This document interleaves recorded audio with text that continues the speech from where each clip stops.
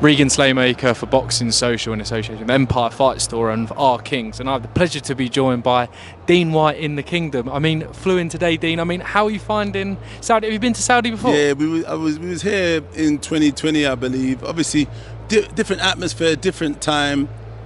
It's hot as shit right now. Then it was cold. It was quite warm, but it's November. This is summer, peak time.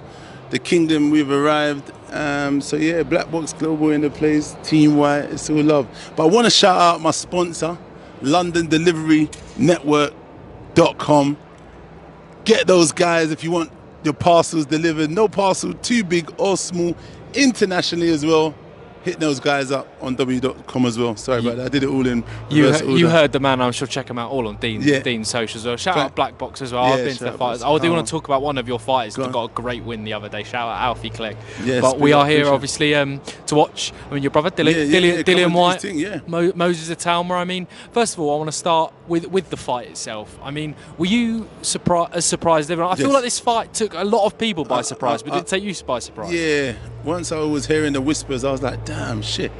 You want to go and pick the youngest guy, the biggest prospect on the planet to be tried?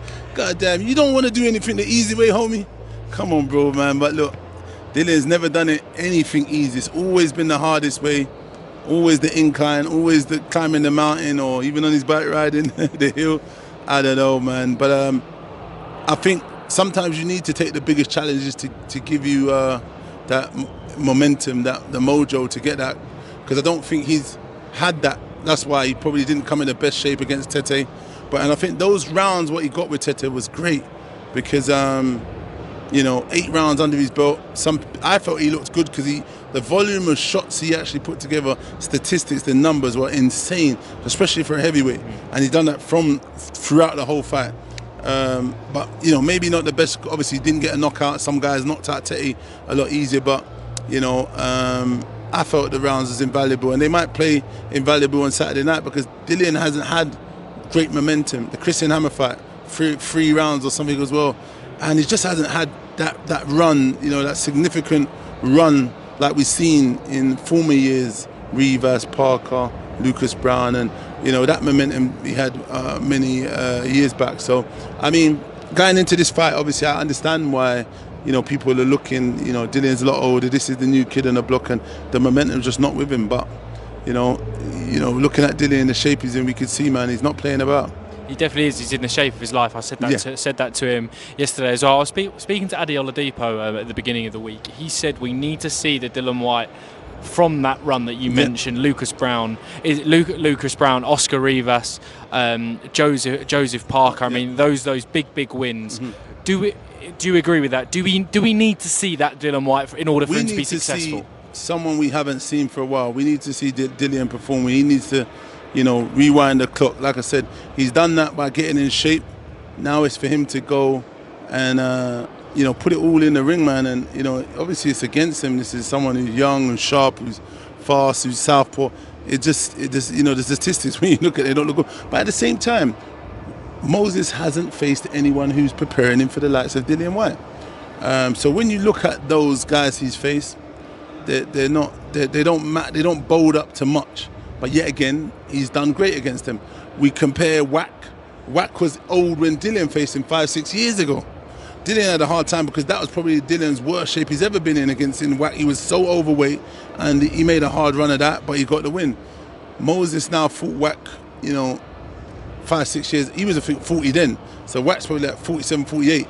And, he was here for a payday. And Whack's usually durable, but what we've noticing, obviously, these guys are stepping in and stopping these fights still for Moses. He looks like he can pop, but and he's southpaw. So the shots are coming from different angles, and when he steps round the guys, some of them, you're not seeing these shots coming. Do you know what I mean? But definitely, with Moses himself, obviously, like you said, the opponents he's fought might not have been they're definitely not up to the scratch to the level that Dillian's fought, right? It's fair to say. I don't think there's anything disrespectful about that. One thing I will say, obviously we've not seen anyone hit Moses back yet. Of course. Mainly because Moses is kind of dispatched of people.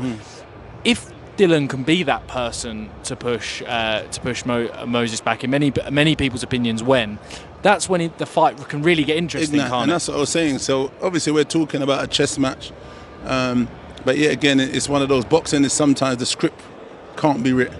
As much as we want to say it might be a chess match or a game plan and this to player and that to player, sometimes it just takes one punch and it just changes it in an opening, and it's just a shootout. And it'll be interesting to see how he takes. Dillian's very heavy-handed, so it'll be interesting to see how Moses takes, these kind of shots. Like I said, he's quite elusive, he's fast, so he hasn't had what he seems to do. He works on his agility, slips and counters, which is very good. He's like a pull counter with these what is he, southpaw in it. So he throws it straight left. He throws it decent, like an overhand or a curly straight. He's a sharp shooter. Dillian just needs to stay switched on and be poised to take and exploit any opportunity that he's given. But I feel just with any boxing and any fighter who's fast, down the line that speed evens out once it starts slowing down, and because you're not going to be able to punch and with that speed and ferocity throughout a 10-round fight. So it levels itself out eventually. But we got to see how this whole thing unfolds. Definitely. All being said, obviously you spoke about the Moses being elusive, kind of the shots coming from different angles. Buddy McGirt said today in an interview with Boxing News, I'm pretty sure, that Dillian has to make it a smart dogfight. I mean, of course, it's always got to be educated. Yeah, you're going against the youth, the old lion against the youth, so you're never going to match them speed for speed, but you can have the wise fox. The fox is always outwising the people. Even in life now, when you see a fox, he always outfoxing us.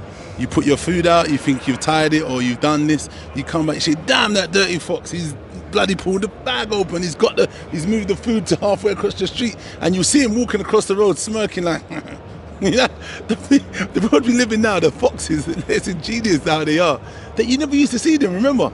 But foxes, they're just like dastardly little foxes. So I mean, he needs to be that fox. He needs to be, just outfox this young guy, and it's always going to be educated pressure, smart pressure, and kind of just, utilizing whatever he's got. As you get older, there's loads of little elements that your reaction time is not going to be as fast. So you're going to have to rely on your timing and maybe slipping and countering and just being so cute with everything. And that's what I think what needs to come together for Dillian. So like I said earlier, I feel Moses is always going to be sharp, explosive. I heard him saying in an interview that if Dillian tries to match him speed for speed, it is a bad thing, and it probably is, because you're never going to match him speed for speed. So I don't want to say what he should be doing, but yeah, it's just one of them. Definitely. I mean, that analogy about the fox, I think that's the best thing Crazy, I've heard all week. Yeah, It's brilliant as well. I mean, with kind of this news about Anthony Joshua potentially fighting Jake Paul, Andre Ward's throwing his name into the mix. It's a bit of a crazy time in the heavyweight division. A win for Dillian Whyte, he unlocks that rematch with AJ, doesn't he? Surely. Absolutely, because if you look at it, they're already saying Moses is, Your Royal Highness is saying Moses is fighting Usyk next. They've already said who the winner of Saturday's fight is. It's a foregone conclusion, and like everyone, and if Dillian wins, God willing, he gets that win, then they should be praising and saying the same things. But I suppose the rules don't apply for everyone equally like that. So definitely. What do you think of a fight between? I can't believe I'm even asking you the question, by the way. But a fight between Jake Paul and Anthony Joshua, like, for me, it shouldn't really be sanctioned, but. It's crazy, isn't it? It's money. Who's not going to sanction? The British Boxing Board are not going to sanction. Listen, I'll tell you for free. Anyone who's involved in boxing will sanction that fight, because the checks that are getting cashed are different cash. If I tried to do something like that, it would not be passed. It would get stopped. And any other small promoter. But I mean, once these big boys put up this kind of scratch, it's a whole different playing field. But look, to be honest, saying that about Jake Paul, credit to him, man. He's done great. Was it MPV with the girls? He took all the women boxers on. He's paying them the most. Even these guy boxers, they're being paid the most money they've played in their career. 7-8 years ago, we was laughing when we mentioned this guy talking about facing Canelo, AJ, and all these people. Look at him now, flying. Definitely as well. I mean, you mentioned black books there. I mean, yeah. I'm sure you'd promote Jake Paul, Anthony Joshua one day. But one fighter I do want to big up is Alfie Kle. Yeah. I mean, a fighter that you built up from his debut. I'm pretty sure. I mean, and he gets a really, really good stoppage win for, I think, a Commonwealth silver title. Yeah. I mean, obviously not a major title, but a great fighter, Alfie, and I'm sure someone you're buzzing to see do well. We're still continuing. He's got the IBO Youth title he's won. That's the one, yeah. And he's got the Commonwealth silver, and then now we're in the reckon. I actually need to get back to work properly when I get back with Southern Area title. I think it's either available or we could fight for. But we have actually put into the British Boxing Board of Control for Alfie to fight for the English title and maybe the British Eliminator. So look, you know, Alfie's, you know, he's always what's the word? He doesn't doubt what I say, and he just goes with it. He sticks in the gym and he trains, and he's doing good stuff in Guildford with his gyms. He's got his gym at the back of his house. He's now building a triple size gym, which he's about to announce opening in a minute. You know, credit to him and the Guildford community that's got behind him. And yeah, we just continue to grow, man, and we just kind of try and find the right fights for Alfie at the right time. He's still young. I think he's just turned 25 now. I was saying he's 24, he's 25, and he's doing good stuff. So with Alfie, we're going to continue to build him and just, you know, keep tweaking and picking the right opponents and just turning the screw ever so much and getting certain fights at the right time. We are looking at a fight with I can't remember his name right now down the line. He's fighting any moment now. What's his name? I can't remember his name right now. My brain still smokes. But yeah, we got one of these English guys we're talking to. I spoke to them and they said, you know, maybe after their next fight. So it's good, man. We're slowly, you know, continue to work and build these fights. Definitely, he's a good fighter, Alfie. I mean, that was my final one, Dean. I mean, any final words? I mean, not really. All what the I'd fans say is big up to the fans who always watch. If you can, go follow Black Box Global or my Dean Whyte page, and you can see, or Alfie Kle as well. Go follow our journey with Alfie and the boys in the Black Box Global and see when we've got our next show. Appreciate you guys. Let's go, Dylan. Let's go, the team, and hopefully Saturday night we've got an upset and you know, we can set the kingdom on fire, man.